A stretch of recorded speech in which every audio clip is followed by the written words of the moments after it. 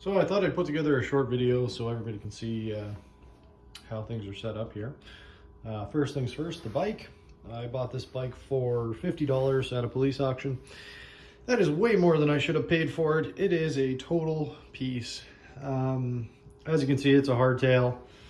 It does, I guess, theoretically have front suspension. It doesn't do too much, but it is there. The keen observer will note it is not, in fact, a Specialized. The guy or girl who had this bike before me, before the cops took it from them, decided to put Specialized decals on it. Not really sure why they did. I don't think it's fooling anybody. On to the more exciting stuff. Battery pack. So this is an 18650 pack.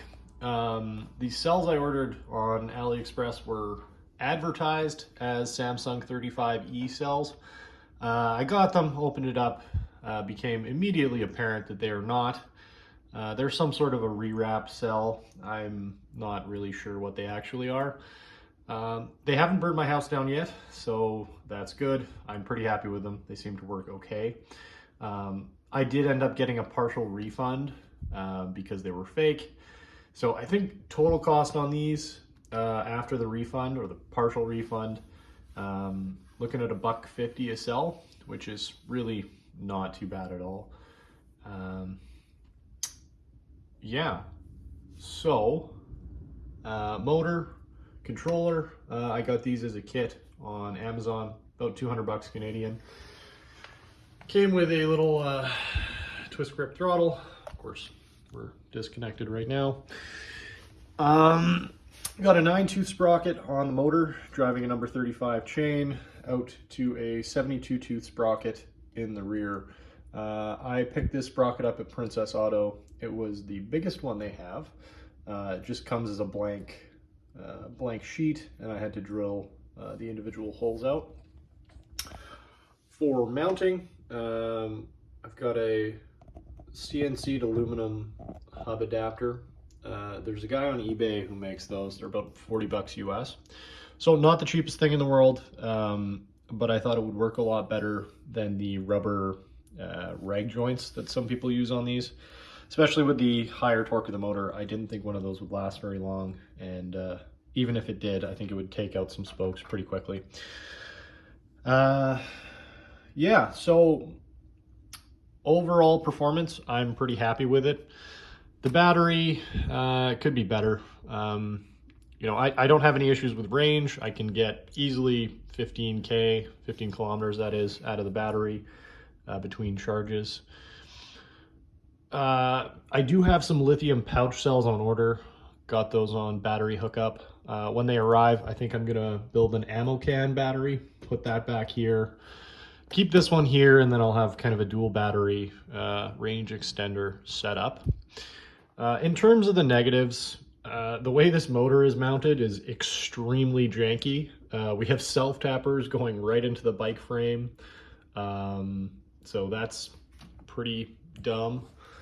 On the other side, if we can flip things around, there is an L bracket here, again, self-tapped right into the frame. And then we have this ridiculous hose clamp arrangement, and that's to counterbalance the motor, because when it spins up, it really wants to pull that way. This was the easiest way I could think of to correct that issue. I may, at some point, get some plate metal, make something that actually mounts to the frame properly, and then take advantage of these screw holes. They do take a standard metric nut. I can't quite remember what the size is right now. Other issues, brake pads. I am going through brake pads like an absolute hot damn. There's a lot of braking happening, and these are just total cheese grade pads.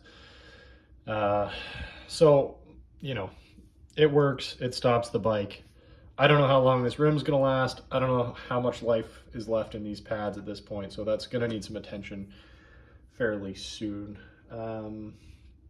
Future plans, I would like a bigger sprocket. The bike is plenty fast, but I think it's still under geared for this motor. The advertised RPM on this, I think, is either 45 or 4800 RPM, which is really fast.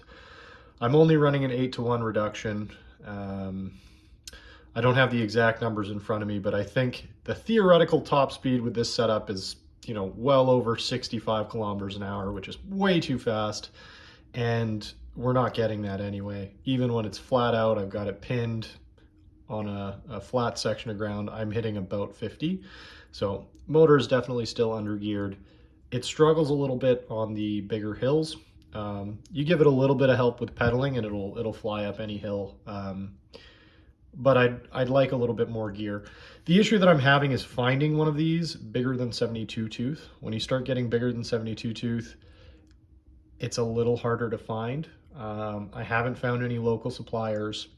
The one company I did contact would have been about 70 bucks plus shipping, and they told me it would take 30 weeks, 30 weeks to get me that part, and that's just way too long. I'm not going to wait all summer for a part. But anyway, I'm going to keep looking, keep trying to track down a bigger sprocket. You know, it's plenty fast, no complaints about acceleration. It will even pop a wheelie. But I would like a little bit more torque just for the bigger hills. So that's the bike. Feel free to leave a comment if you have any questions on the setup, or if you want to know where to get any of this stuff. Yeah, stay tuned. Thanks.